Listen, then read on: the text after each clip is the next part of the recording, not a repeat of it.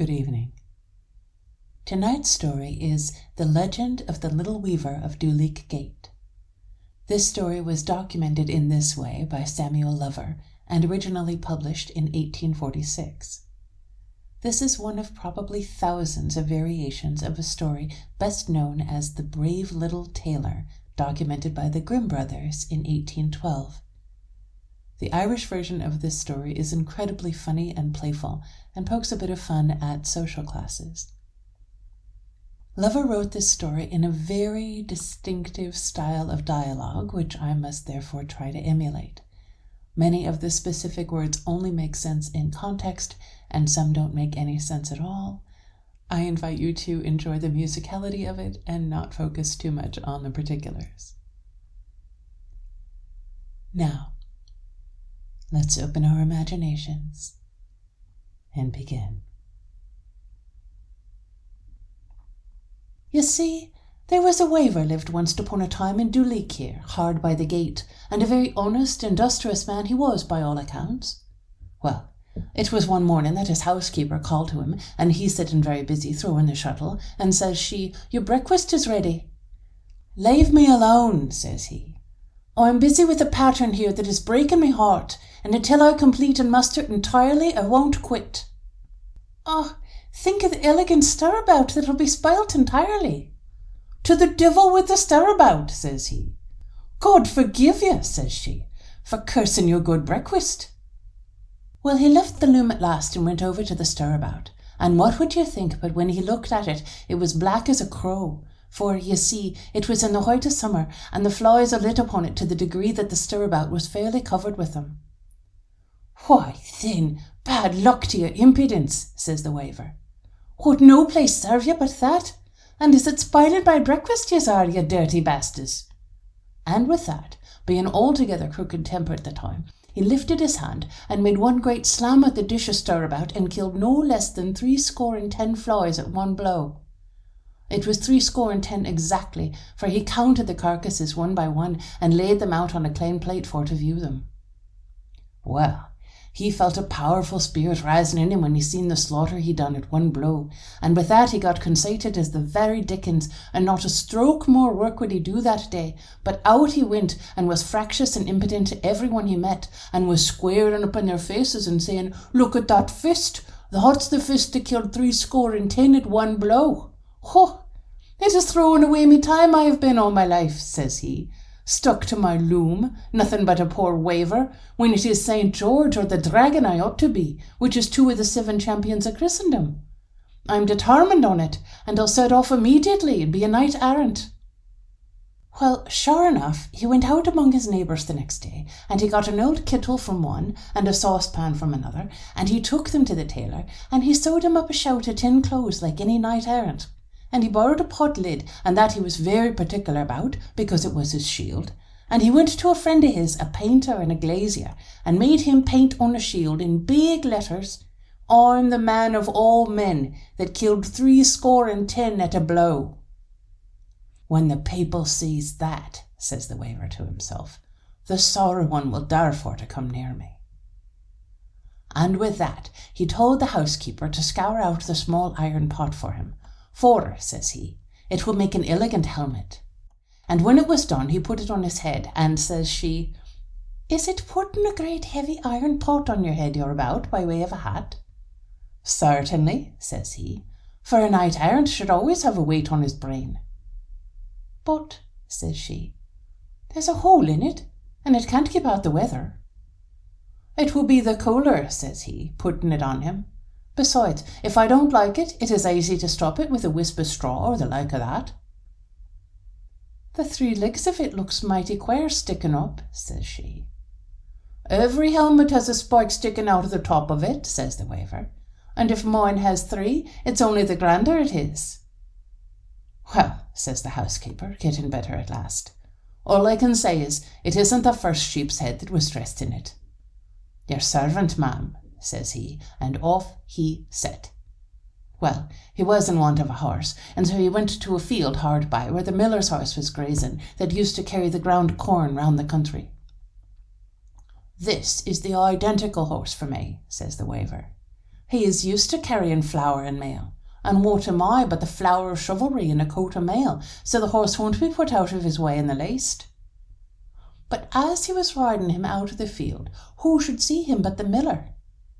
Is it stealing my horse you are, honest man? Says the miller. No, says the waver.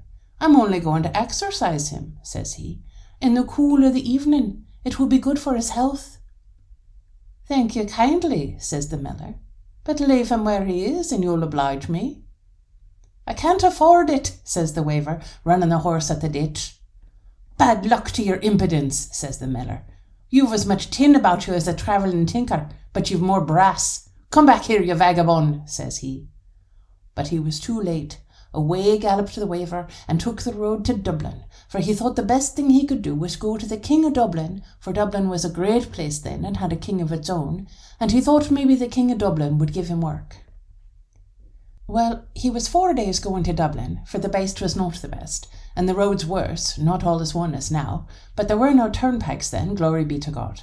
When he got to Dublin, he went straight to the palace, and when he got into the courtyard, he let his horse go and graze about the place, for the grass was growing out between the stones. Everything was flourishing then in Dublin, you see. Well, the king was looking out his drawing-room window for diversion when the waver came in. But the waver pretended not to see him, and he went over to a stone sate under the window, for you see there were stone sates all around about the place for the accommodation of the people, for the king was a decent, obliging man. Well, as I said, the waver went over and lay down on one of the sates just under the king's window and pretended to go asleep, but he took care to turn out the front shield that had the letters on it. Well, my dear, with that the king calls out to one of the lords of his court that was standing behind him, holding up the skirt of his coat according to reason, and says he, "Look here," says he, "what do you think of a vagabond like that coming under my very nose to go to sleep? It is true I am a good king," says he, "and accommodate the people by having sates for them to sit down and enjoy the recreation and contemplation of seeing me here looking out of my drawing-room window for diversion. But that is no reason they are to make a hotel of the place and come and sleep here. Who is it at all?" says the king. "Not a one of me knows, please your majesty." "I think he must be a foreigner," says the king, "because his dress is outlandish." "And he doesn't know manners more betoken," says the lord. "I'll go down and circumspect him myself," says the king. "Follow me," says he to the lord, waving his hand at the same time in the most dignifious manner. Down he went accordingly, followed by the lord, and when he went over to where the waver was lying, sure, the first thing he seen was his shield with the big letters on it, and with that, says he to the lord, "By dad," says he, "this is the very man I want." "For what, please your majesty?" says the lord. "To kill that vagabond dragon, to be sure," says the king. "Sure, do you think he could kill him?" says the lord, "when all the stoutest knights in the land wasn't equal to it, but never came back, and was ate up alive by the cruel deceiver?" "Sure, don't you see there," says the king, pointing at the shield, "that he killed 70 at one blow, and the man that done that, I think, is a match for anything." So with that, he went over to the waver and shook him by the shoulder for to wake him. And the waver rubbed his eyes as if just wakened, and the king says to him, "God save you," said he. "God save you kindly," says the waver, pretending he was quite unknown to who he was speaking to.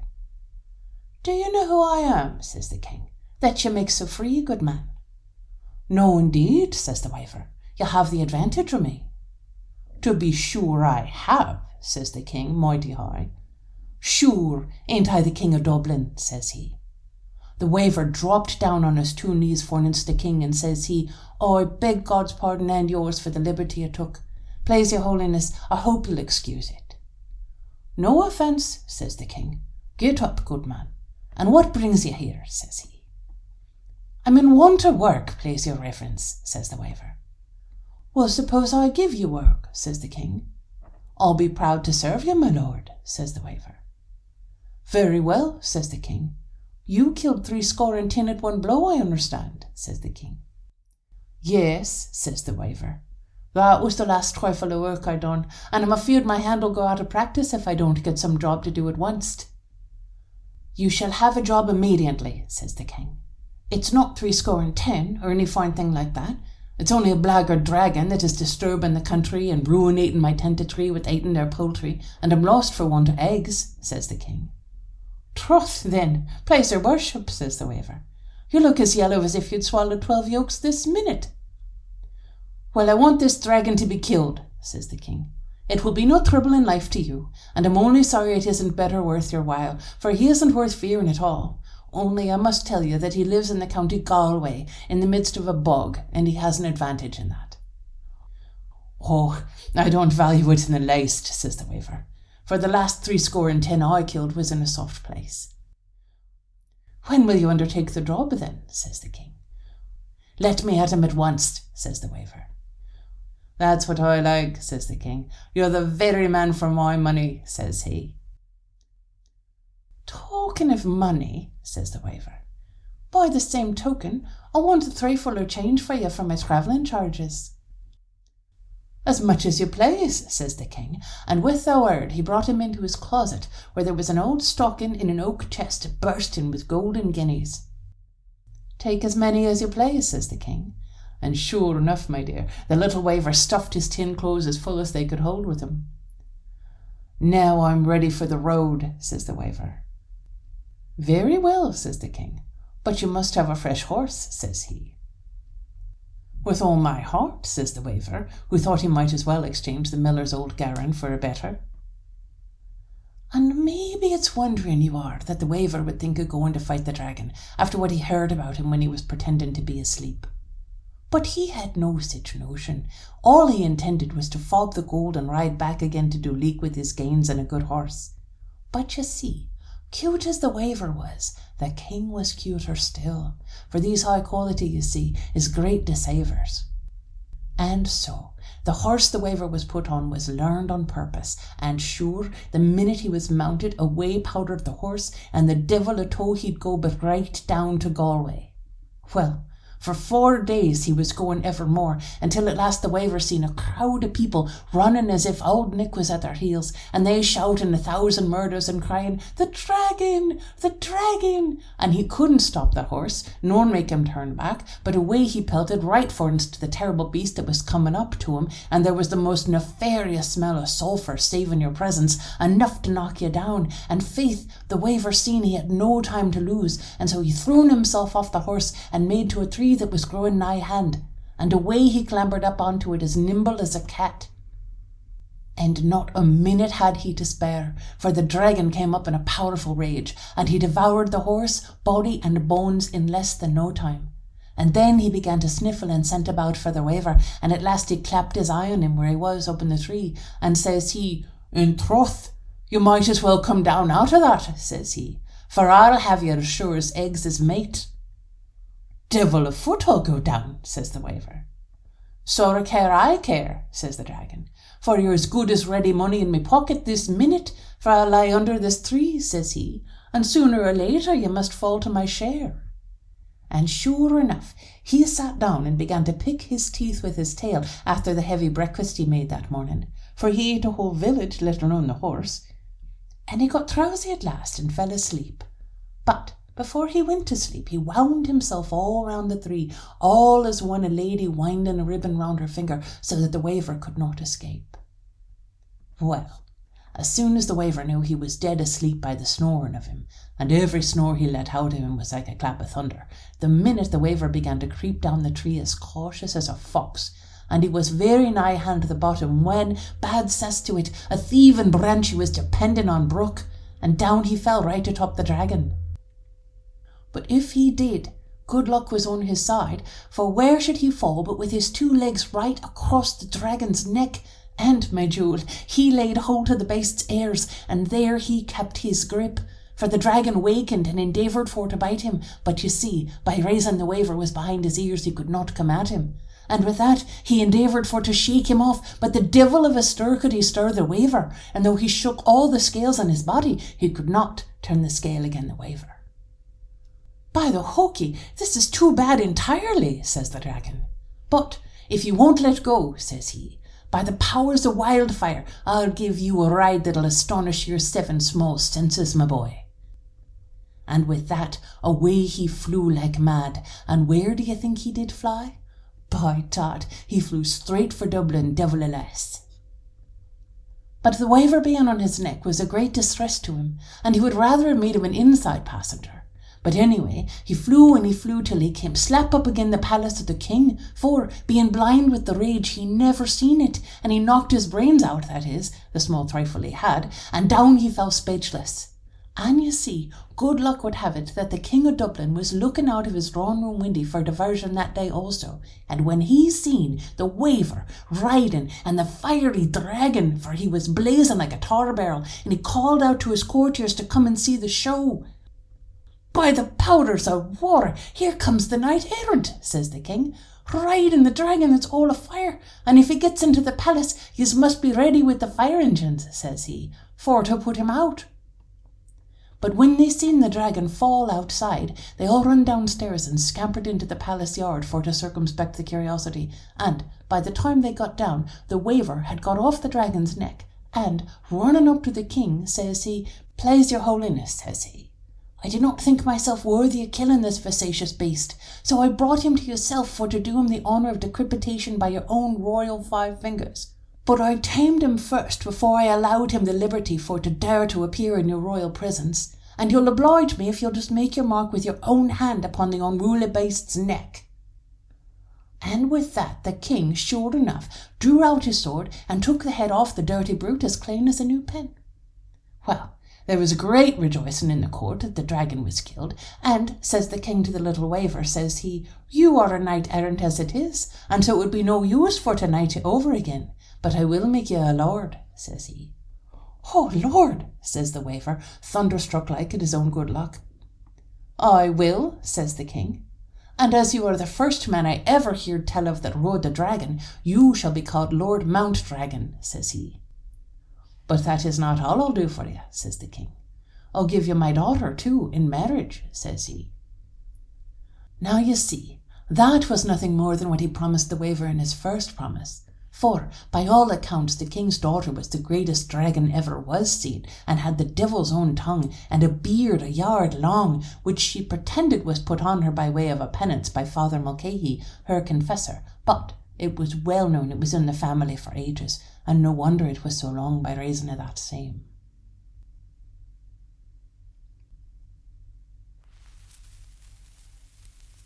I love absolutely everything about this story, and I hope my stimulation of the accent did it justice.